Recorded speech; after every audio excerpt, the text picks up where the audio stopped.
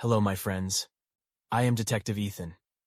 My team and I are tasked with solving crime mysteries, and today I will tell you about one of the mysteries that we encountered. A few months ago, I received a call from an unknown number, so I answered it. Hello, is Detective Ethan with me?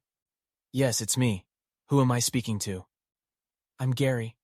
I've heard a lot about you, and I was thrilled to be able to get your phone number. I went through an unforgettable experience, and I want you to help me solve the mystery. I'm listening. Please tell me about your experience. He then proceeded to tell me about an unforgettable experience he had at a hotel in the city. A week ago, I came to a hotel here in the city to spend a few days away from work. But what I saw in that hotel, especially in the room I booked, made me leave immediately. Do you mean the dark hotel? I've heard a lot of news about it recently. Yes, that's the one. Despite the cleaning staff advising him not to book a particular room. He insisted on staying in that room, but I wish I had heard about it and never entered it. Tell me specifically about what you saw if you want to, and saw the ghost of a woman burning herself. The room was filled with darkness, and strange sounds were coming from both inside and outside the room. Gary left the hotel immediately after that experience. I was very surprised when I heard that. I had heard a lot about that hotel, but I thought it was just rumors to increase the hotel's fame and nothing more. After speaking with Gary, I asked for the room number he had booked, which was room 190. I thanked him for the information and asked him not to tell anyone about our conversation. Yes, as you wish. I won't tell anyone about this. Nice. Thank you again. It was a pleasure to meet you. I also bid you farewell, Mr. Ethan. I hung up the phone and went to sleep. The next day, I went to my investigation team's website and said to them, "Hello, heroes. Are you ready for a new mission?" What's the hurry? Yes, but if you need rest, it's okay. We're not in a rush. No, we're ready at any time. As you know, what's our new mission? We're going to the Dark Hotel. Everyone shouted in unison, "What? The Dark Hotel?" Yes, what's wrong? Sir, that hotel is known to be haunted. You know I'm afraid of ghosts, don't you? Paula, don't be scared. There's nothing to be afraid of. No, sir. How about the room that everyone who enters it comes out terrified? My journalist friend told me about it. Yes, I know that. But I'm the one who will enter it, not any of you. Mr. Ethan, are you serious about this? Yes, I think there's a strange secret behind that room, and I have to discover it.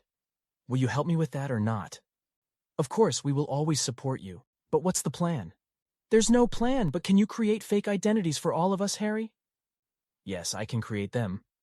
But why? Because I'm thinking of entering the hotel with different identities, so that no one knows that we're members of an investigation team. And it will be difficult for them to discover the truth. You're really smart, Mr. Ethan. I'm impressed by your intelligence. Don't exaggerate. We'll go to the hotel tomorrow and pretend to be a film crew. We'll tell the hotel manager that when we heard about the reputation of the hotel, we couldn't find a better place to stay. Each of us will take a different room, and Paula can stay outside the hotel since she's afraid of ghosts. Yes, I'll stay at home. I won't go to that hotel. I'll help you from a distance and we can communicate through the phone. Okay, agreed, guys.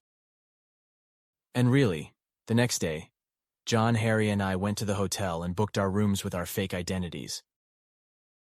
But strangely, when I asked to stay in room 190, I met with strong resistance from the hotel cleaning worker. But I didn't listen to him and booked the room anyway. Then we were escorted to our rooms, and when I opened room 190, the lights on the floor started flickering in a scary way. But I didn't care and entered the room, started roaming around its corners. There was a window overlooking the hotel garden, so I sat on the bed and took the landline phone from beside me and called the hotel management to order some food. But the strange thing was that I heard a strange voice from the phone, as if someone was calling for help, but their voice was muffled. Then the room lights started turning off, and it was exactly midnight. I threw the phone on the floor and took my own phone, turned on the flashlight to try to leave the room and see if it was just my room that had no light, or if the whole floor was affected. But the door wouldn't open no matter what I did. I tried to call Harry, but there was no network in the room. How strange. Suddenly, I saw a light coming from the direction of the window, so I quickly went there. What I saw was a huge shock for me.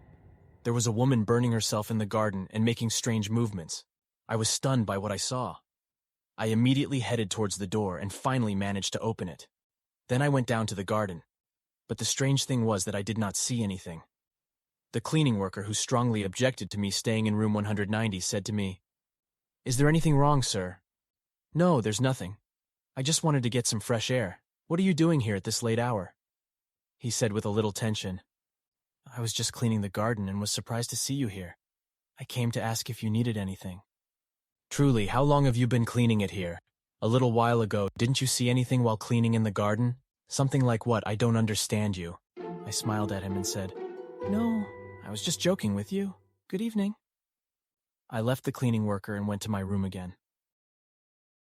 In the morning, I met with the team and told them that I was starting to suspect that the cleaning worker might be involved in the matter. I also told them about what I saw in the garden and the room. Harry and John told me that their rooms were fine, and it seemed that this room was really haunted. This doesn't seem true to me. So Harry, you will monitor the garden in the evening without attracting anyone's attention, especially in the area where the woman appears and burns herself. As for you, John, you will hack all the spy devices in my room because I am confident that there are spy devices in the room. Then you will go to help Harry in the garden." "Okay, sir. We will do that happily," they said. "And what about me? Won't I help you in this mission?" "Who said that, Paula? You are our favorite agent, and that's why you will come with me to the room today." "What? No, this is impossible." "Not impossible. You will come with me to overcome your fear first, and then to help me find a thread that leads us to solve this puzzle." "But why me specifically? Can't you do it on your own?" "I can't because there is no one else but you, so you are forced to go with me." "Okay, sir, as you wish." Time passed, and it was evening, and our plan was going in the right direction. Paula and I pretended to work until I received a message from John that he was able to hack all the spy devices, and we can do what we want. So I told Paula that our mission had begun, and we would search the room. After an hour of searching, we found nothing. Then Paula went to the bathroom to wash her face, and suddenly she screamed, so I quickly went to her. "Paula, what's happening?" "Sir Ethan, look at what I found here. This is a body of someone. How did you find it?" "I saw a lot of ants in this area, so I thought there was a dead bug. When I approached and tried to investigate, I found a hole in the wall. I broke it slowly, and then I found this body in front of me." "Okay, calm down. I'll call the police and tell them to come and take it. But we have to solve the rest of the puzzle. There is no time left. Let's see if that woman will appear in the garden today or not. It's time." We went to the window, and it didn't take long until the electricity in the room was cut off, and the woman appeared again and burned herself in front of us. But this time, John and Harry were able to catch her before she escaped. After a while, the electricity came back, and Harry sent me a message that he solved the puzzle. And I was right when I told him yesterday that those fires were not real. He discovered that before the cleaning worker came to the garden yesterday, when he found fake ignition tools on the ground. That's how I knew that those were fake fires like the ones in the movies. And that woman is not a ghost. I immediately called the police and told them everything that happened. The police came and recorded the woman's confession, stating that the body in the room was her husband's body, and she killed him herself when she discovered his romantic relationship with the cleaning worker. Since that day, she and the cleaning worker hid behind a wooden wall and prevented people from entering the room in this way so that no one would discover their secret. But our team was not easy, and we were able to uncover the truth simply. Paula was also able to overcome her fear, and this mission helped her a lot. And you, my friends, also challenged and overcame your fear. Now, we have reached the end of our story. See you in a new story.